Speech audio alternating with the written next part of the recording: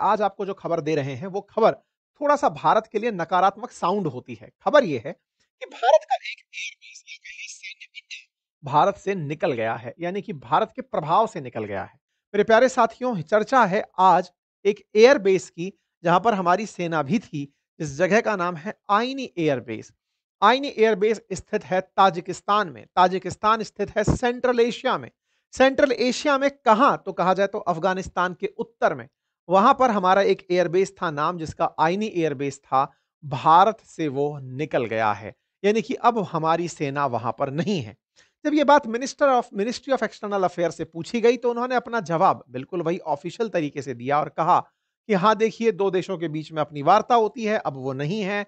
दोनों के साथ हमारा जो मतलब एक दूसरे का एग्रीमेंट था, वो समाप्त हो गया है। अब हमारी सेना वहां नहीं है। सवाल ये नहीं है, ठीक है, दो देशों के बीच की म्यूचुअल अंडरस्टैंडिंग जितने दिन थी चली और आप लोग वहां से बाहर आ गए। सवाल इससे बड़ा ये है कि यहां से हम 2021 से बाहर हैं। हमारा एग्रीमेंट 2021 में समाप्त हुआ, 2022 से ऑफिशियली भारतीय सेना यहां से बाहर आ गई। लेकिन 2022 से आप 25 में आज हैं, 25 खत्म होने को है, लेकिन किसी भी मीडिया रिपोर्ट में इसे कवर नहीं किया गया। ये खबर कुछ मीडिया रिपोर्ट्स के माध्यम से पब्लिक होना शुरू हुई, तो ये वायरल खबर बन गई। खबरों में इस प्रकार से आने लगी कि 2025 में जाकर हमें क्यों पता चल रहा है, हम 2022 में यहां से बाहर आ गए थे। ये सेंट्रल एशिया की जगह है और उस सेंट्रल एशिया में फिलहाल भारत का बेस हट गया है। भारत ने यहां पर इस जगह को क्यों प्राप्त किया होगा, इसकी लोकेशन खुद से बताती है कि ताजिकिस्तान में अगर आप बैठे हो तो आपको अफगानिस्तान में, पाकिस्तान में, चाइना में एक बहुत बड़ा स्ट्रेटेजिक एडवांटेज मिलता है, क्योंकि आप अपने घर से ऊपर एक मचान लेकर बैठे हो, जहां से आप औरों पर नियंत्रण रख सकते हो। एक टाइम पर हमारा सुखोई भी, SU-30 भी यहां पर तैनात रहा करता था और हमने 2014 में लगभग 200 लोगों की यहां पर कर्मचारियों की फौज तैनात कर रखी थी। तमाम प्रकार की फोर्सेस के लोग थे। लेकिन ये एयरबेस तब से तब तक पाकिस्तान के लिए बड़ी चिंता बना हुआ था कि भारत इसका बहुत स्ट्रेटेजिकल यूज करता है, सुखोई तैनात रखता है, ग्लोब मास्टर से लोग निकालता है, नदर्न अलायंस की यहां पर हेल्प करता है, यहां पर बड़े लीडर्स का इलाज होता है। महमूद जैसे जो लोग थे, जो कि नदर्न अलायंस के बड़े लीडर थे, उनका इलाज वहां होता था। तो इस तरह से पाकिस्तान ने इसे बड़ा ही खुद के खिलाफ लिया था। खैर, इस बात से चिड़े तो रशिया और चाइना भी बैठे थे। लेकिन 2021 में जैसे ही यहां से अमेरिका निकला, ताजिकिस्तान को फिर से सांस में सांस आई और वो नजदीक पहुंच गया रूस के। कहते हैं कि रूस ने भारत को एक दोस्ताना धोखा दिया। दोस्ताना धोखा दिया का क्या मतलब है कि ताजिकिस्तान को उसने अपने सीएसटीओ वाले ग्रुप में वापस ज्वाइन करने की कहा, मतलब एक्टिव होने की कहा कि भाई सुनो, हम सब एक हैं, कभी हम एक साथ रहा करते थे, 15 देश थे, जिसमें अर्मेनिया, बेलारूस, रूस, ताजिकिस्तान, किर्गिस्तान और कजाकिस्तान। बोले यार, अपन सब एक थे, अब हम अलग अलग क्यों हो रहे हैं? और अपनी जगह का उपयोग हमारी थॉट प्रोसेस से अलग मत होने दो, पश्चिम के करीब मत जाने दो। ताजिकिस्तान में आईनी और फरखान का उपयोग भारत कर रहा था अमेरिका यानी कि वेस्ट के लिए। ये रूस को रास नहीं आ रहा था और कहते हैं कि इसी चलते रूस ने ताजिकिस्तान को प्रेशराइज किया कि वो यहां से भारत को हटाए। ठीक है साहब, तो यहां पर चूंकि 4 साल पहले हमारा एग्रीमेंट खत्म हो गया, ताजिकिस्तान ने इसे रिन्यू नहीं किया, इसलिए बड़े सारे सवाल उठे। पहला सवाल तो यही, भारत को यह बात पता क्यों नहीं चली, और दूसरा, ऐसा करने में हमने अपना जियोपॉलिटिकल जो प्रेशर है वो कैसे रिलीज कर दिया? हम जियोपॉलिटिक्स में पिछड़ कहां गए? हम क्यों ताजिकिस्तान को कन्विंस करने में कामयाब नहीं हुए? क्योंकि आज क्या ये हम कह सकते हैं कि रूस से, सॉरी, जिस चाइना से और पाकिस्तान से हमें टेंशन नहीं है, या फिर अफगानिस्तान में हमें रीच बनाए रखने के लिए एक तो बेस चाहिए ही चाहिए, तो हमने अपनी लोकेशन कैसे खो दी? ये एक बड़ा सवाल है। तो इन दो के पीछे इन दोनों का हाथ बताया जाता है। कहा जाता है कि रूस ने हमारे साथ मित्रता रखते हुए हमसे ताजिकिस्तान पर प्रेशर डलवाया, यानी खुद ने ताजिकिस्तान पर प्रेशर डाला कि इंडिया को यहां से बाहर निकालो, क्योंकि भारत इसका उपयोग प्रो वेस्ट कर रहा है, पश्चिम के लिए कर रहा है। यानी कि चाइना, यहां पर रशिया ने अपना इन्फ्लुएंस दिया और चाइना ने अपना इंटरेस्ट शो किया। तो चाइना और रशिया ही सीक्रेट तरीके से भारत को इस जगह से निकलवाने में मतलब कामयाब हुए थे और भारत को यह जगह खोनी पड़ी थी। कहते हैं कि इसके लिए दोस्ताने के अंदर हमें धोखा मिला, जो कि हमें रूस ने दिया, और रूस का उद्देश्य साफ था कि हम वेस्ट को कम से कम इतना नजदीक नहीं आने देंगे। जो यूक्रेन से युद्ध करते हुए रशिया कर गया, वो ताजिकिस्तान में भी कर गया। भारत ने हमें एक दोस्ताना धोखा दे दिया। जहां तक बात हो चाइना की, तो चाइना ने यहां पर अपने डिमांड से, अपने पैसे से, कहा जाता है कि उसने प्रभाव से इसे मोटिवेट किया कि भारत को यहां नहीं होना चाहिए, क्योंकि उसे डर था कि अगर भारत यहां रहा तो बेल्ट एंड रोड इनिशिएटिव, जो कि पाकिस्तान ऑक्यूपाइड कश्मीर से होकर निकलती है, उसके लिए एक बड़ी चिंता का कारण बन सकता है कि कूटनीतिक दबाव के चलते ताजिकिस्तान हमारे हाथ से चला गया। हमारी कूटनीतिक फेलियर में से इसे एक कंसीडर किया जा सकता है। लॉन्ग रन के अंदर ये कितना भारत के लिए नुकसानदायक होगा, ये आने वाला समय बताएगा। बस हाँ, दोस्तों, एक बड़ी सनसनीखेज खबर आई है कि भारत का ताजिकिस्तान के अंदर एक एयरबेस था, एक वाइटल एयरबेस था।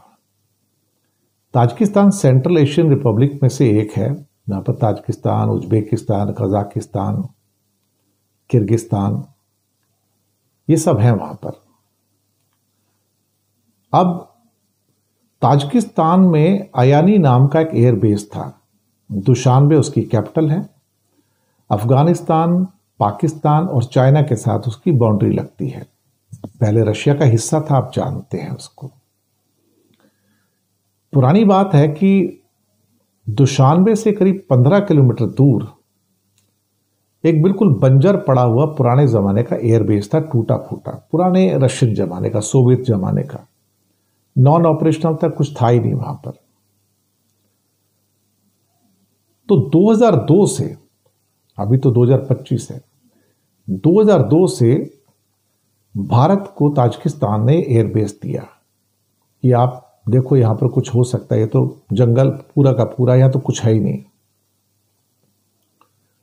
और शायद उसका 20 साल का कुछ लीज पीरियड भी था। तो भारत ने वहां पर बहुत पैसा लगाया। वहां का जो रनवे था वो भी पक्का करके, लंबा करके 3200 मीटर, 3.25 किलोमीटर का बनाया। करीब करीब $100 मिलियन इंडिया ने उस पर खर्च किए। ये बिल्कुल जर्जर हालत में था, कुछ था ही नहीं, सब टूटा फूटा था। लेकिन भारत की ओर से बीआरओ को भेजा गया, बॉर्डर रोड ऑर्गेनाइजेशन को, और फिर वहां पर हैंगर्स बनाए गए, फ्यूल टैंक्स बनाए गए ऑयल की सप्लाई के लिए, रिपेयर के लिए हैंगर्स बनाए गए वहां पर, लॉजिस्टिक्स, राडार सिस्टम, वो सब चीजें वहां पर भारत ने बनाया। ये देख के रशिया की आंखें खुल गई। रशिया की आंखें खुल गई कि यार, तो पूरा का पूरा वेल डेवलप्ड शानदार एयरबेस बन गया पूरा का पूरा। और वहां पे इल्यूशन 76 जो कि भारी भरकम एयरक्राफ्ट है, वो भी उतरने शुरू हो गए। सुखोई 30 है, वो भी विमान आने शुरू हो गए। अब इसको ये देखा तो रशिया की आंखें चढ़ गई, कहते हैं इसे तो वापस लेना चाहिए। तब उसने ताजिकिस्तान पे प्रेशर डाला, और ताजिकिस्तान तो उसका अपना ही था, पहले सोवियत संघ का हिस्सा था, कि भाई इंडिया को निकालो यहां से। देखो साहब, इस दुनिया में ना अपना कोई नहीं है। वो रशिया जिसको हम दोस्त समझते हैं ना, दोस्त, उस दोस्त ने भी गद्दारी की